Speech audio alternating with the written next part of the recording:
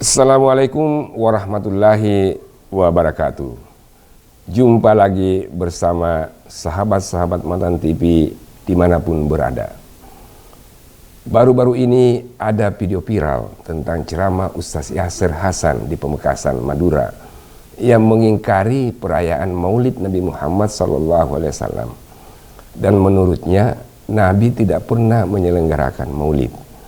Begitu pula sahabat-sahabatnya, kemudian para tabi'in dan para tabi'in, dan ulama 4 mazhab pun tidak pernah melakukan itu. Bahkan menurut Ustaz Yasir Hasan, bahwa Hadratus Syekh Kiai Haji Hashim Asy'ari, pendiri Nahdlatul Ulama, mengingkari perayaan Maulid. Ceramah itu sontak membuat masyarakat protes keras, bahkan mensegel masjid di Pamekasan itu, tempat para kelompok ini. Tapi alhamdulillah yang bersangkutan sudah minta maaf kepada warga Nahdien dan mengakui bahwa dirinya telodor. Saya tidak ingin membahas tentang Wahabi dan ceramah-ceramahnya yang seringkali kontroversial di masyarakat dan menimbulkan kegelisahan, bahkan kebingungan di tengah-tengah masyarakat.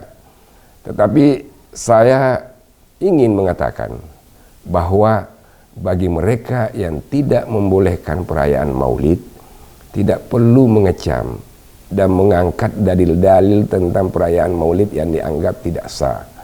Karena bagi kita yang merayakan juga punya dalil-dalil yang membuktikan hal itu. Ilmu itu sangat luas, tidak bertepi. Ingatkan kisah Nabi Musa dengan Nabi Khidir yang melakukan perjalanan, kemudian pada akhirnya Nabi Musa mengalah dan mengerti akan keterbatasan ilmunya. Artinya ilmu itu kita sangat terbatas dan masing-masing orang memiliki ilmu. Jadi tidak perlu langsung mengharam-haramkan sesuatu, apalagi masalah khilafiyah yang seakan-akan pandangannya lah yang paling benar. Kan dalam Islam tidak boleh membanggakan diri dengan ilmu yang kita miliki. Kalau kita masing-masing membuka fakta sejarah tentang perayaan Maulid, kita pasti menemukan umumnya ulama-ulama membolehkan perayaan Maulid. Dan dari dulu sampai sekarang umat Islam di belahan dunia merayakan Maulid Nabi. Daulah-daulah Islamiyah yang ada hingga Daulah Utsmaniyah yang paling terakhir sebagai khalifah Islam, semuanya merayakan peringatan Maulid secara besar-besaran. Ulama-ulama dari seantero dunia Islam dan dunia Arab, misalnya Malaysia, Brunei, Singapura, hingga Mesir, Sudan, Libya, Tunis, Aljazair, dan Maroko, semuanya menyelenggarakan peringatan Maulid. Jadi menurut saya, para ashatis yang suka mengharamkan hal-hal yang khilafiyah dan sudah mengkristal di tengah-tengah masyarakat, kita semestinya hindari dan tidak perlu diperdebatkan, apalagi menyalahkan. Kalau masalah itu sesuatu yang baik dan positif, apa yang negatif kalau umat Islam merayakan Maulid Nabi? Apakah merugikan umat Islam atau gimana? Tentu sama sekali tidak. Tidak merusak akidahnya, tidak merusak keuangannya, dan tidak ada satupun yang dirugikan dari perayaan Maulid Nabi itu.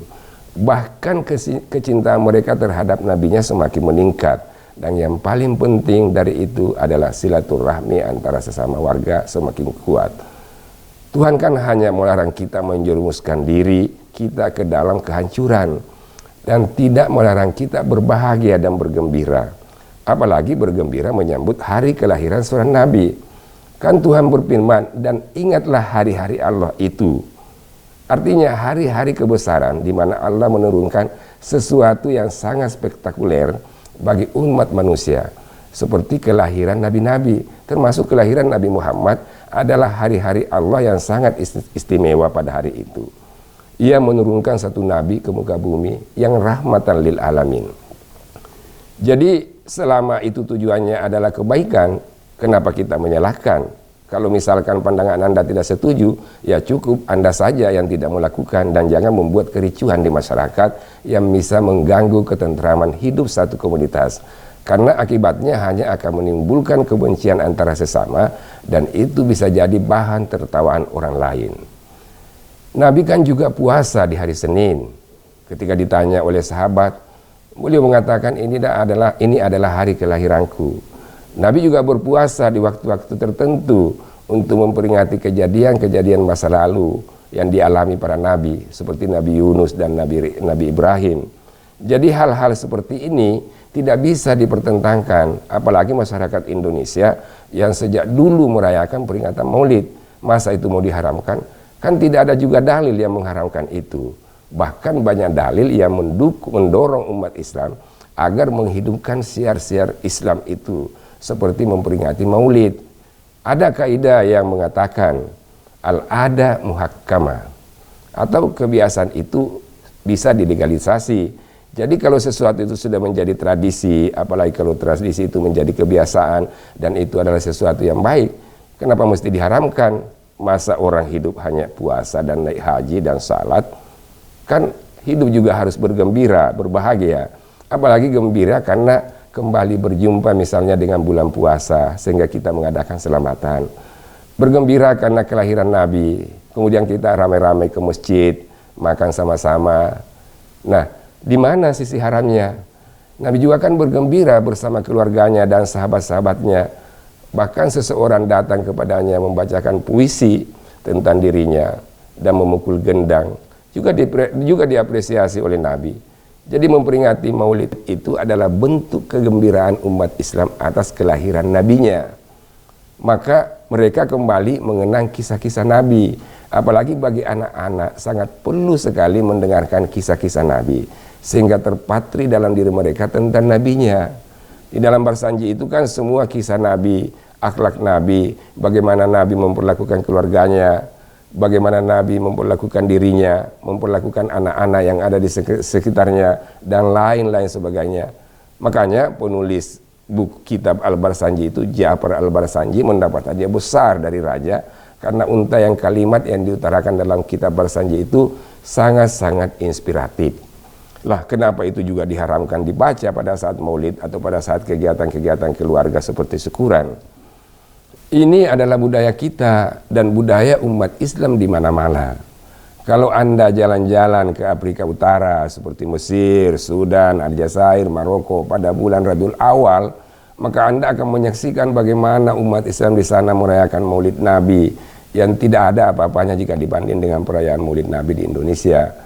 Makanya kata Allah, berjalan-jalanlah di muka bumi agar Anda tahu bagaimana nasib orang yang mendustai agama. Jadi jangan cuma di sini dan membaca satu buku lalu mengharam-haramkan sesuatu. Ya, pergilah keluar sana dan masuk ke perpustakaan-perpustakaan mereka. Anda pasti akan menyaksikan kehebatan umat Islam di dunia ini. Wallahu a'lam bishawab. Demikian, semoga bermanfaat bagi kita semuanya, terutama bagi agama, bangsa dan negara yang kita cintai ini.